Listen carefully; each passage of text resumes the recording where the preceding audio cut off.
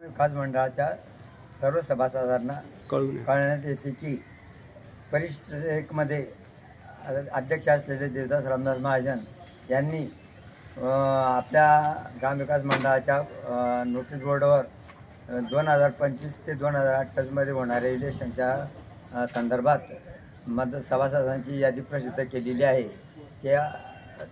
त्या संदर्भात आपल्याला काही तक्रारी असतील, काही अडचणी असतील, त्या मंडळाच्या ऑफिसमध्ये येऊन 15 जुलैपर्यंत तक्रारी अर्जाचं निवारण करावं।